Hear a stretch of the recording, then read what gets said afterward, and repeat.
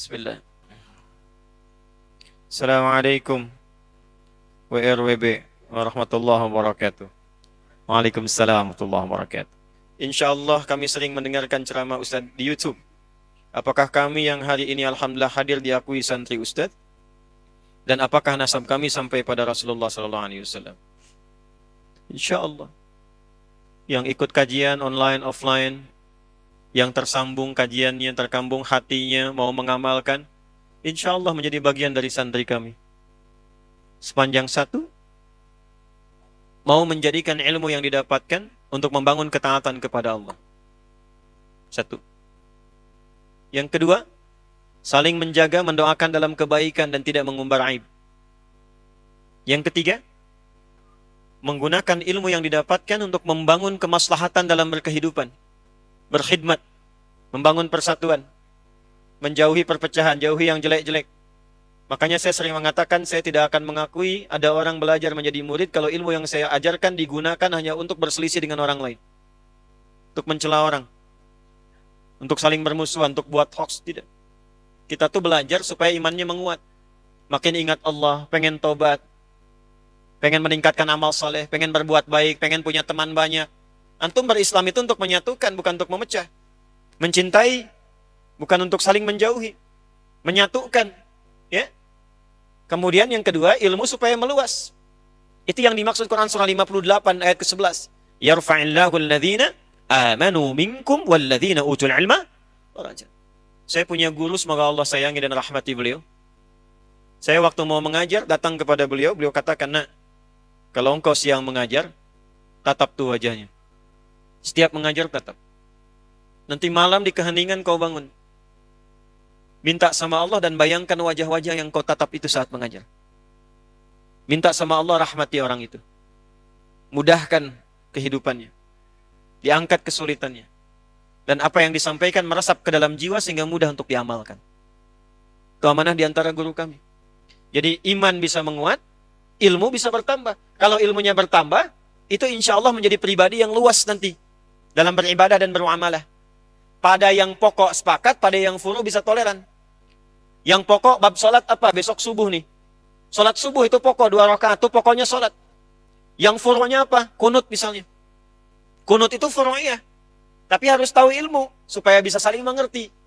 Kalau ada yang kunut, pelajari dulu dalilnya, jangan langsung simpulkan hukumnya dulu. Pelajari sampai paham kenapa dia kunut, apa dalilnya, bagaimana nasabnya. Oh, kunut itu karena begini. Kalau kunutnya silent seer, ada kunut yang silent. Ada. Rakaat kedua sebelum ruku. Tersambung ke Nabi dalilnya. Lewat Imam Malik. Imam Malik itu lahir di Madinah, tumbuh di Madinah, sampai wafat di Madinah. Dikenal dengan imamnya Madinah, Imam Darul Hijrah. Sekarang mazhabnya ada di Afrika Utara kebanyakan. Libya, Tunisia, Maroko sampai nyebrang Mediterania ke Italia, Spanyol. Silent. Jadi dibacanya nggak kencang, makmum dan imam bersamaan sebelum rukuk. Ada yang dikeraskan. Versi ini kemudian dipopulerkan Imam Asy-Syafi'i. Imam Syafi'i itu muridnya Imam Malik. Cuman memilih riwayat yang jahar. Bacaannya sama. Allahumma hdina fiman hadait wa afina fiman afait wa tawallana fiman tawallait wa barik lana fima a'tait wa qina syarra ma qadait. Kalau redaksi hadisnya nggak pakai birahmatika, wa qina syarra ma qadait. Ya, birahmatika itu tambahan untuk melengkapi doa. Ya. Kemudian ada versi yang nazilah saja. Ya, ini yang dari jalurnya Imam Ahmad bin Hanbal. Ketika ada kejadian, kunut. Tak ada kejadian, tidak kunut. Karena itu asal asbabun nuzul dari Quran surah ketiga, Ali Imran ayat 128. Ada yang tidak kunut sama sekali. Nasabnya dari mana? Jalurnya Imam Abu Hanifah An-Nu'man. Jadi kunut itu ada dalilnya, yang silent dengan jahar. Yang kunutnya nazilah pun ada dalilnya, yang tak kunut pun ada dalilnya. Yang tidak ada dalilnya itu yang tidak sholat subuh. Yang usul tadi. Kalau sudah paham begini, kata ada Syekh Ibnu Utsaimin rahimahullah, Syekh Utsaimin. Itu mazhabnya Hambali. Beliau nggak kunut subuh. Tapi fatwanya apa? Kalau Anda ada di belakang imam yang imamnya kunut, maka aminkan. Allahumma hadina fiman hadait. Amin. Itulah faedahnya meningkatkan ilmu. Nah, kalau begitu nanti nggak akan ada saling tuduh, saling mengecilkan, saling merendahkan. Allahumma hdina fiman hadait. NU nih. Sami Allahu liman hamidah. Allahu akbar. Muhammadiyah nih. Yang paling ekstrim, Allahumma hadina fi man hadait, bid'ah. Ya Allah. Nanti ada imamnya nggak kunut, di belakang makmum kunut, selesai assalamualaikum, sujud sahwi, gitu. Tidak. Kalau sudah paham, ilmu meluas, insya Allah kita bisa memetakan dan memilih serta membangun kerjasama yang baik. Berbeda, boleh, tapi jangan sampai perbedaan itu membuat kita tidak bisa mampu minum teh bersama. Jelas ya? Nah, kalau ada orang belum paham mencela, didoakan, jangan balas dicela. Jelas ya? Nah, itu yang saya ajarkan. Saya menerangkan nanti secara komprehensif. Ini begini, begini. Anda mau pilih yang mana, silahkan. Itu tarjih namanya. Saya nggak bisa paksa Anda. Saya misalnya dalam Al-Fatihah, saya memilih yang Bismillah. Dijaharkan Bismillahirrahmanirrahim. Tapi ada 70 hadis. Anda boleh jahar, boleh silent, boleh nggak dibaca sama sekali. Boleh juga dibaca rakaat pertama keras, selanjutnya tidak. Ada 4 cara. Syekh Sudes itu, beliau mazhabnya Hambali. Bacanya sir. Tapi waktu ke Istiqlal ke Indonesia, pakai yang keempat. Rakaat pertama dijaharkan, keduanya disirkan. Ya, Imam Malik gak baca bismillah, langsung alhamdulillah. Seperti Imam Abu Hanifah juga demikian. Ada 4 cara. Tapi kan gak mungkin kita memilih keempat-empatnya. Saya ingin melengkapi semuanya. Bismillahirrahmanirrahim. Bismillahirrahmanirrahim. Gak dibaca sama sekali. Gak bisa. Nah, yang 4 itu namanya manhaj. Ketika dipilih salah satu namanya madhab. Madhaba ilaihi. Apa yang cenderung untuk diambil dan diamalkan? Maka disingkat madhaba ilaihim jadi madhab. Imam Syafi'i pilih yang jahar. Madhabnya Imam Syafi'i.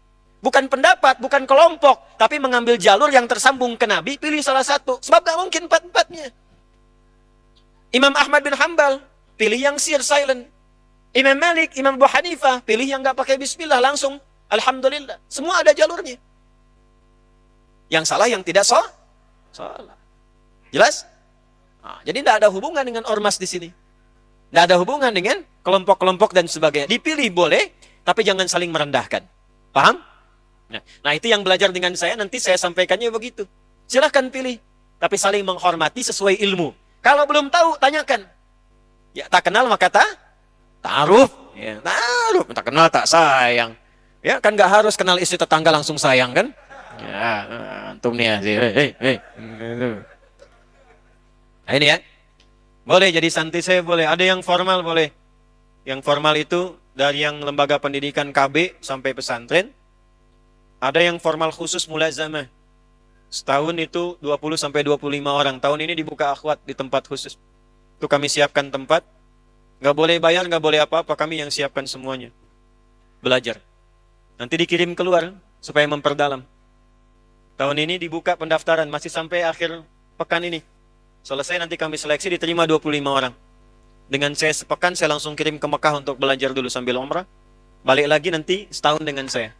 Belajar. Ada yang mira, santri mira. Ikut di online. Silahkan. Nanti setelah pesantren sedikit selesai, nanti bisa ditempati, diundang belajar di sana. Ya, sepekan, weekend belajar, nanti 3 hari pulang, boleh. Makanya dibangunnya sama-sama. Makanya wakaf. Saya nggak punya sedikit pun. Aset tidak ada, semua wakaf. Tanahnya, ininya semua. Saya cuma numpang ngajar dan minta sedikit sepetak untuk kuburan di situ. Selebihnya nanti diteruskan sama yang belajar itu. Hidupnya begitu aja. Nah, setelah itu kita berusaha memakmurkan negeri kita. Belajar itu harus memakmurkan tempat yang kita pijak. Itu amanat. Wa idh qala rabbuka lil malaikati inni ja'ilun fil ardi khalifah. Fil ardi kita di Indonesia sekarang. Maka Indonesianya kita bantu makmurkan. Antum kalau muslim punya tanggung jawab itu membantu bangsa ini makmur. Apa profesi Anda? Dosen. Ajarkan mahasiswa supaya pintar bangun bangsa. Anda belajar apa? Jurusan apa? Kimia, fisika sampai keluar jadi ilmuwan. Pulang. Orang beriman itu begitu pulang bangun negerinya. Bangun. Ya. Demikian yang lainnya semua begitu. Dan niatkan untuk ibadah. Kalau semua berniat ibadah, nggak ada kemaksiatan nanti. Yang korupsi, nggak ada. Ya. Dan sebagainya insya Allah. Insya Allah. Semoga Allah berikan kemuliaan pada kita semua.